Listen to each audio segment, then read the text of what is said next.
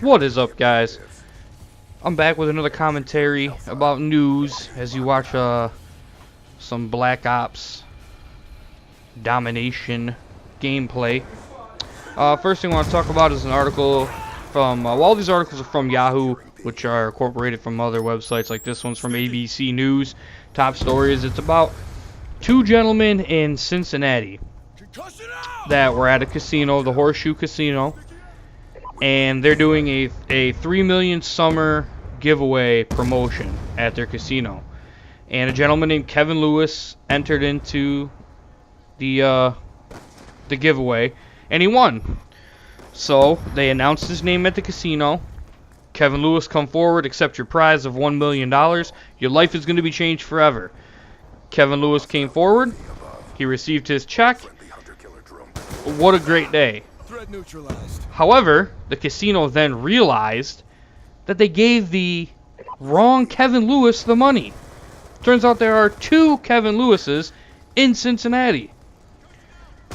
They are both roughly around the same age, engaged, and frequent the casino often. How can this happen? Well, they didn't get into details, the casino, about how their process is for, determining if the person, is that a word? Does that sound right? It doesn't sound right in my head. Determining who gets the prize, they didn't go through the process of making sure it's the right person. But what they decided to do is they owned up to the mistake. They weren't going to take one prize away from the other gentleman. So both men, as it turns out, both Kevin Lewises, are now millionaires. And so what I want to know is, has there ever been a situation in your lives where you have been a beneficiary of something that wasn't yours, and you were either A, forced to return it, or B, were able to keep it, etc. So let me know in the comments below about whether or not you've been in a situation like that, or even let me know in the comments in the section below if you've ever come into some money at a casino. Have you ever hit it big or anything like that? I'd be very interested to know, because I never have. My dad has won a jackpot a few times, but I've never won anything worth any value at a casino. The second issue I want to touch base on involves sports, as usual with me. However, it involves racism in sports. Now, as many of you may know who follow sports, that the Jackie Robinson and Pee Wee Reese trophy was defaced with racism and Hitler references last week. If anybody's not familiar with Jackie Robinson and Pee Wee Reese, Jackie Robinson was the first African American to make it to the major leagues in baseball. Pee Wee Reese was the shortstop for the Brooklyn Dodgers at the time. Very well respected white athlete, obviously, given the time frame I'm talking about here, which I believe was in the 1950s. And Pee Wee Reese made friends with Jackie Robinson, basically showing the world that he wasn't afraid to be categorized with an African American. And so their statue was defaced. And then the situation I want to talk about happened in San Francisco at AT&T Park yesterday, I believe.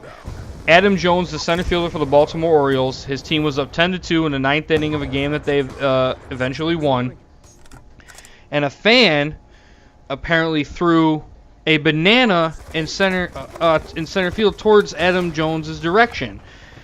Now, to me, this is obviously a direct show of racism towards African Americans, because I view it as a gorilla getting a banana. It also is viewed as blacks being subhuman, in a world filled with white folk. Now, this is not the first occurrence where anything like this has happened involving, bananas and whatnot. 2011, a white fan threw a banana peel at Wayne Simmons, who was a player on the Philadelphia Flyers, I believe at the time. He may still be, when he was taking part in a game in Ontario. And,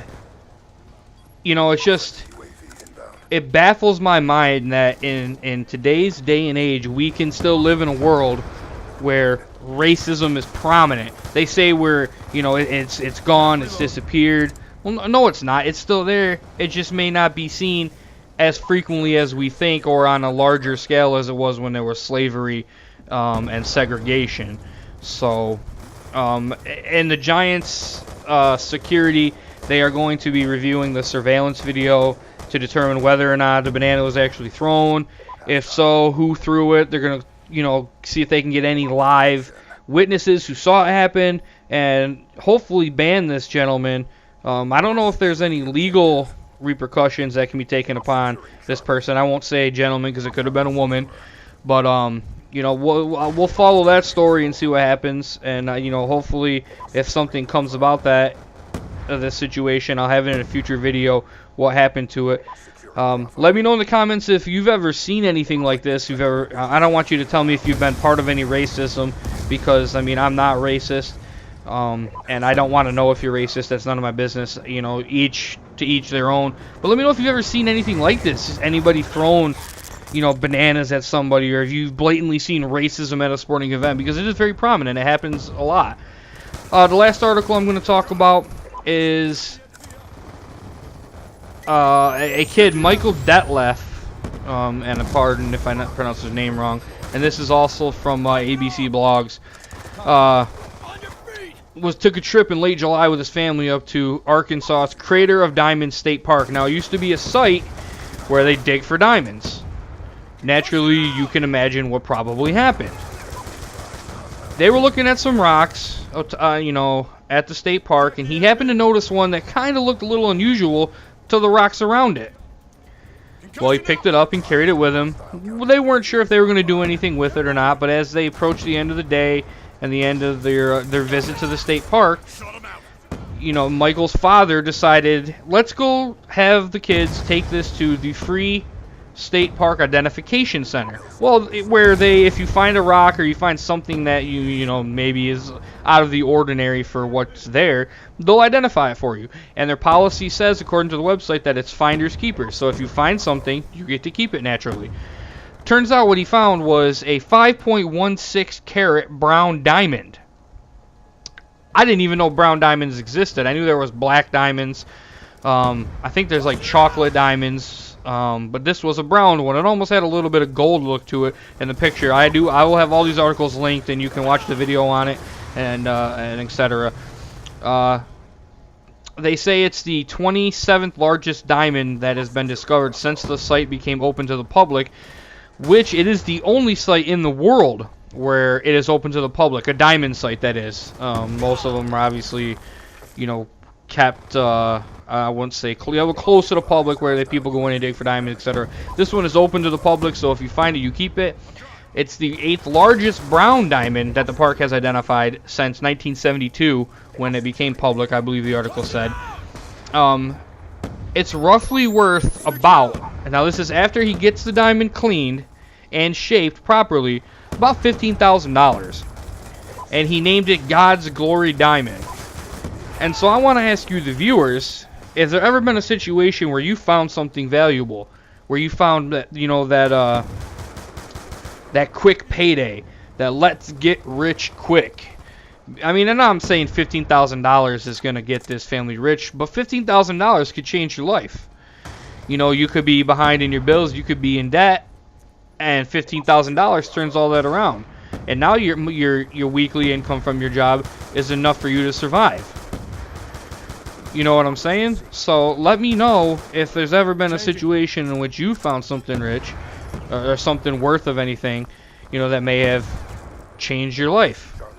I still have a little bit of time left here, about a minute or so, and I'm out of the news articles that I have decided to discuss. So I'm just gonna go ahead and talk about my Atlanta Braves. 72-46. We've won 15 out of the last 16 games we played.